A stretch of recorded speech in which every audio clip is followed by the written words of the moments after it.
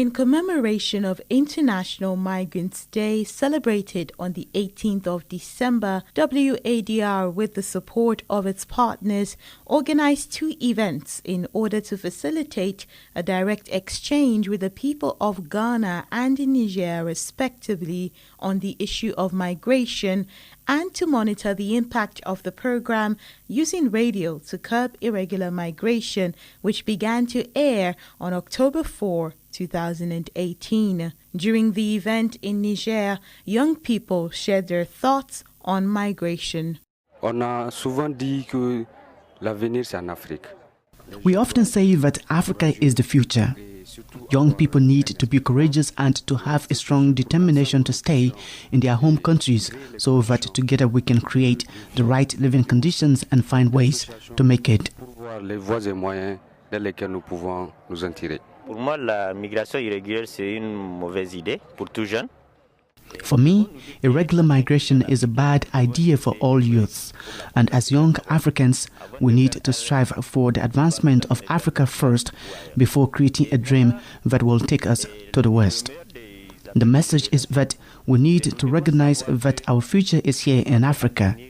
We need to get rid of the mindset that says life is better outside of the continent. Celui de croire que le meilleur pour nous est ailleurs.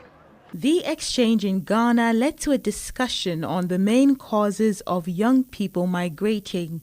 The Northwest area is most affected, with many of its young people leaving in search of greener pastures. What I know so far, even people from West in the Upper West region and other sister districts, the reports that are always coming, anytime they are to deport people from other countries, most of them are away from this region. There are a lot of people, even my own relatives call me from Saudi Arabia, Italy, Libya, telling me how they are suffering. Whichever way I can do to let them come home, even if they can deport them. Pleading means that, and you wouldn't even know how they are able to find themselves over there until to realize that nowhere cool. When young people leave their villages, the workforce is reduced and local development becomes even more difficult. The impact is quite enormous.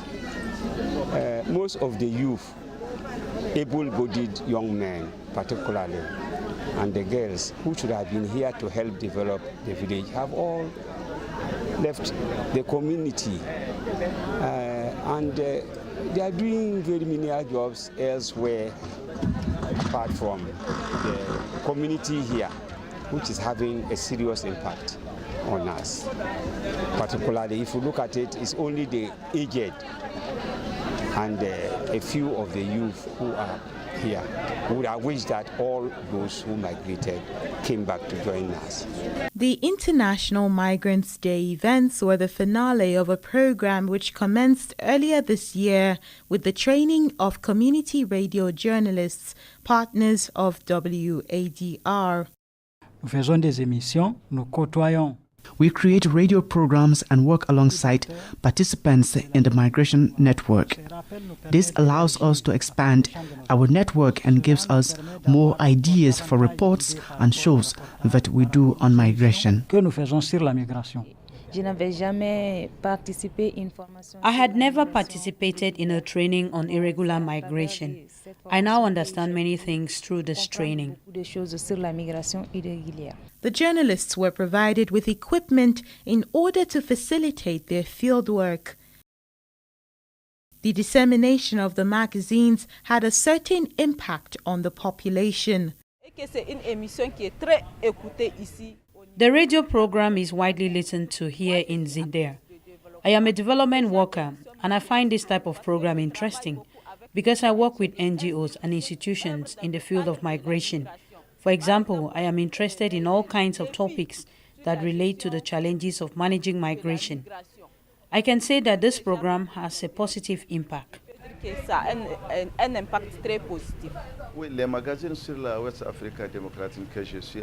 I listened to the magazines on irregular migration by West Africa Democracy Radio on Alternative Radio, and they have helped in our theatrical productions.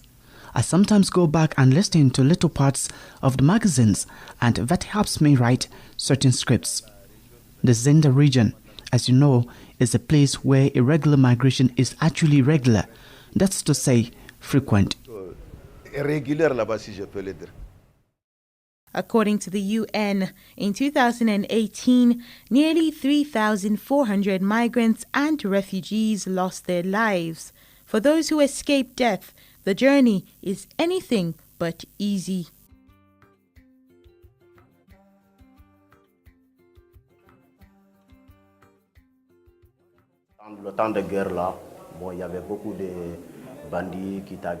During the war, there were many bandits who would attack you. They would even attack us in the shelters. One day, I was here with one of my brothers, and unfortunately, he was killed. The day he made dinner for the migrants is the day he was killed. It was really hard because we were new in the area and were not familiar with that kind of situation. Later, they told us that we could not go out at night. I saw the Libyan police officers came to the shelters to help migrants, and they showed me my brother's body. In the desert, you will only pray and beg God for you to survive. Because when you are moving in Niger, you used to buy foods, maybe biscuits and water. And then that biscuit and that water cannot serve you in that 4 days because you used to eat. And then what is the problem in that desert? When we are in the desert, these Libyan Arabians, they used to have guns, these AK-47s, and then they used to beat us, We can't do. Why would they beat you? Nothing. They just feel like that. Franchement dit, je parle avec les larmes dans les yeux. I speak with tears in my eyes to those who are going through this situation. This is not good, and it is extremely dangerous because we have lost so much. I buried people in the desert with my hands. I tell you, this type of migration is not good because it is a relentless journey without a future. Nothing is certain. There is a chance that you will die, and also a chance that you might make it out alive, but a 0% chance of a future because you are running from the thieves, running from the police, running from people. Basically, you are alone. And even your own brother, though he is by your side, is a danger to you.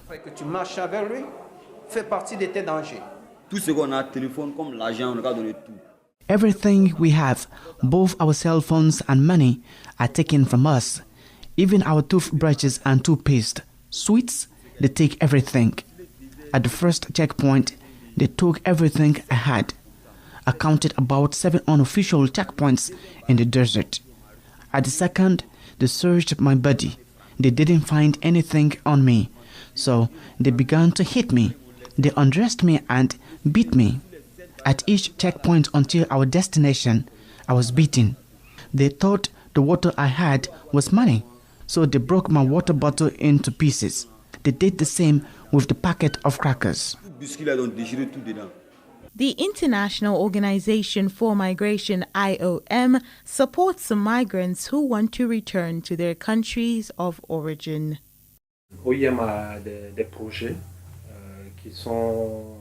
IOM has training programs for migrants in order to teach them how to better run their business. There is also a training program on agricultural techniques.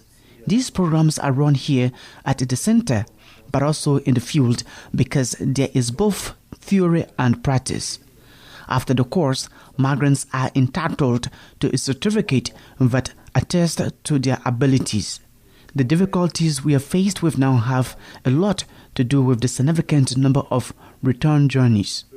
This includes some migrants who arrive without proper documents and want to reintegrate the society right away.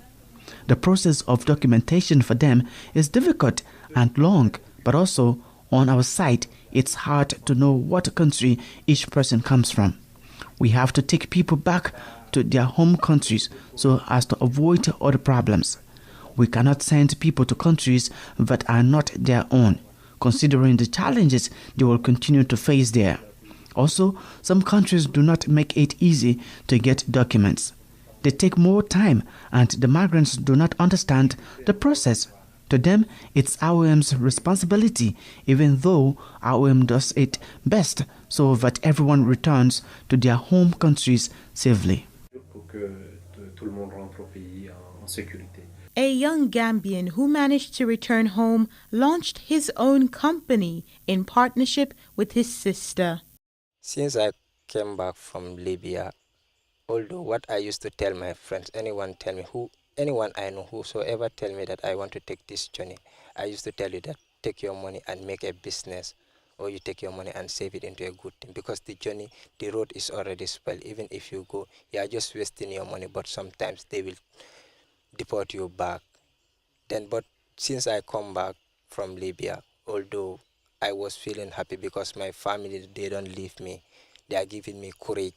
They support me, my sister and my brother, they always support me. So then my brother support me 100 chicks, my sister support me 50. Then I have 150 chicks. That is the time I start the business. Yes, I'm very proud of this business because I start the business with 150 chicks.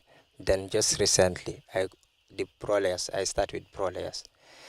I am raising 1,000 broilers. Yeah.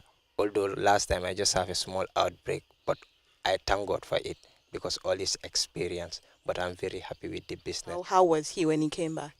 Well, when he came back, he grew this fat, tough. He grew into this fat, tough man that I don't know whether it's a prison that changed his condition to that. He was not.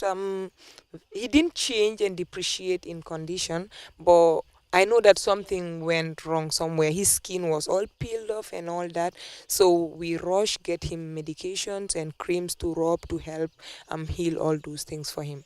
So but in the initial stage, the first 1-2 weeks, he was trying to hide for people not to know that he's back. But I was helping, motivating him to show him that this is not the end of life. There are things that we can do. Because before he could come back, I have this small poultry project at home that I was doing, about 40 or so. That's where I start my poultry with some intentions. Then before he could come back, when we realized that the plane was to arrive, my elder brother told me that we have to start something for him. So when he came, that's where we make him to engage himself to, reduce the thinking and all that. On a quest for adventure, many migrants are fooled by images shared on social media by other migrants. Nous travaillons dans ce domaine depuis plusieurs années. We have been working in the field for several years. We have realized that young people rely heavily on social media to get information about migration. They even look up the amount of money needed to make the journey. Another aspect is that they look up information regarding the eventual challenges that they could face along the way. Social media often highlights migrants who left and succeeded, and this has a negative impact on the lives of vulnerable youth in Kolda who are uncertain about whether they want to leave. This can push them towards migrating. Et qui hésitaient de partir, et ça peut les pousser vers la migration. But there are other factors that push young people to migrate irregularly. I also think that many young people are also failing to be creative. Because within the country, there are also some opportunities that young people could explore in terms of job opportunities. What are some of them that you've remarked? I give you an example. For instance, around here, this is a farming community, okay? And when I was growing up, it was part and one way that we helped ourselves to go to school was to engage in agricultural activities. Today, some of those opportunities that existed and we explored, they are still there. But young people, they are not attracted to them. Maybe because of the technology and development, they are attracted to other areas. And that is one of the challenges. Or even livestock rearing in this area. Or going into plantation. I'm talking about these. Now, if the young people see these as opportunities, and also the adults like government and traditional leaders and other political leaders in the area see these as opportunities and are willing to support the young people, they will be able to tap. I think the whole issue of career guidance is one of the challenges I see here. That people are going to school and it's like their education limits their focus and they see life in a very limited way. That they are not, I would say, not able to see other opportunities around. Migration, c'est dû à la pauvreté. Irregular migration is due to poverty, and poverty is due to the lack of employment. But we have a chance to succeed. People here talk about insecurity, but what we see here is nothing. Along the way, I was a victim numerous times. They broke my hand 3 times. They pointed a gun at my chest.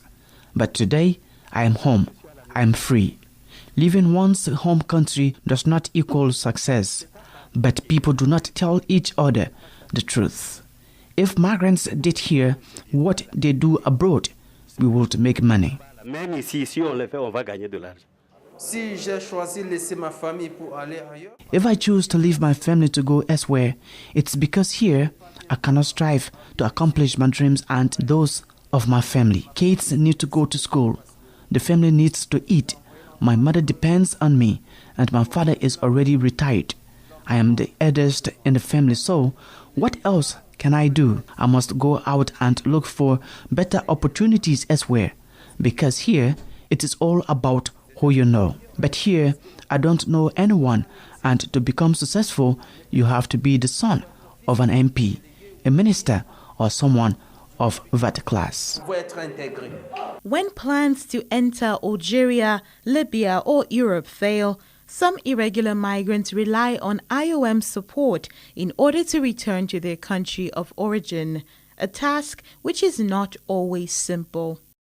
Plus de 60% des migrants qui arrivent ici n'ont pas de documents de voyage. More than 60% of migrants who get here have neither traveling documents nor identification papers. So, we also need to coordinate with embassies, consulates, and countries of origin to be able to identify each of them and procure them travel documents so as to organize their return trips. We also receive those who need deeper levels of assistance and require more time. We have a medical team at the center of transit and daily assistance with medical programs. We have a large security team, a mental and psychosocial health team, and an operations team. The center functions 24 hours a day. In Agadez, north of Niger, migrants live in neighborhoods commonly known as ghettos, waiting to try crossing again. Local authorities are struggling to cope with the situation. The fact that people stay in Agadez for a long time creates enormous challenges, and we have told our partners this.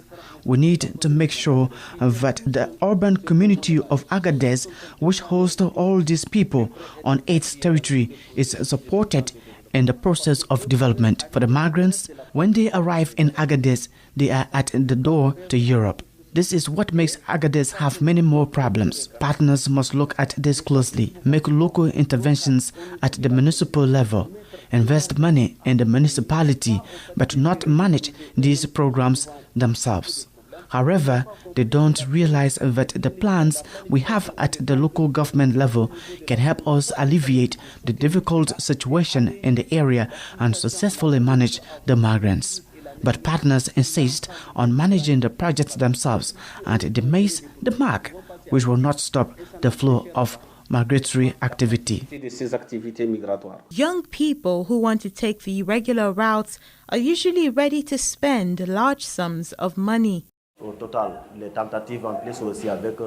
I spent 150,000 francs CFA in total. In Morocco, there are small boats and big boats. For the big boats, they asked for up to 2,500 euros. But because I knew the guy, he gave me a discount and I only paid 1,500 euros. The smugglers work with the Arabs who work at the borders. Even the military that monitors the borders works with migrants to let them cross over to Europe. smugglers take advantage of this financial windfall. This former smuggler agreed to speak to us.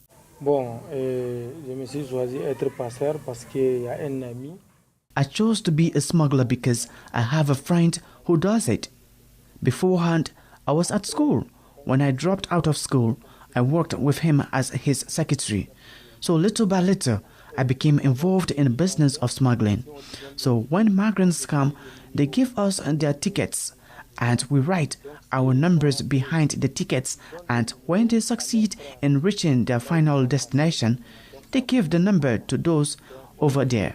That is how it all began.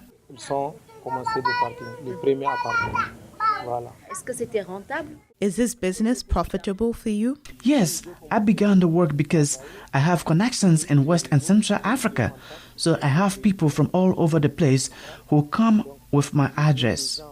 And I do it because it's profitable. There's a lot of money in it. Sometimes you make 1 million, 1,500,000 or 500,000 francs CFA per week. So it is a really profitable work. Have any of your close friends migrated? Yes, even my brothers. My younger brothers traveled to Libya. There are some who went to Italy. Now they are in Germany. I have many friends, even Nigerians, who went to Libya. Some are now in Italy, others in France, and some others in Germany. And do you think their life there is better than their life here? Well, the ones who are there don't tell the truth. If they return, for example, they will tell you that they are good and that they have money. Those over there take nice photos and send them. But we know that if you don't have the right documents, you will not feel at ease there. So how can we fight against irregular migration? To fight against migration, you need to go to its roots. Because if you stay at the level of big United Nations conferences or the European Union and say that you are going to fight against migration in our country, knowing that 80 to 90% of young people are jobless, then that does nothing. There is a problem and it's challenging. So I think that what political leaders must do, what each of us should do, is examine ways to better support our youth. We think that in each village, the leaders are the decision makers, the authorities. We as a community radio can spread awareness, but we need help. If you talk a lot but the person you are addressing does not see anything concrete, then it's hard to take it seriously and it will be hard to stop them from going because we all have needs and we must live. To live, you need material things. Niger has adopted the law 2015-036 of the 26th of May 2015 on the smuggling of migrants. This law, which came into effect in 2016, has come under criticism from civil society groups. This law was not made for their benefit. As the civil society, we are convinced that this law is antisocial. This law is not consistent with the principal needs and priorities of communities at the most basic level. It is a law that only suits the needs of European Union so that young Africans do not go to Europe. The law turned Agadez into a border. In an assessment last year, the regional government put the loss of income at 65 billion francs CFA. All of that for a law that doesn't even serve those in the community. At the end of the meeting with the youth and the population of Agadez, they proposed the idea of a petition in order to show the world that, both nationally and internationally, this law is not welcome. It is harmful to communities at the most basic level and does not serve the citizens of Niger.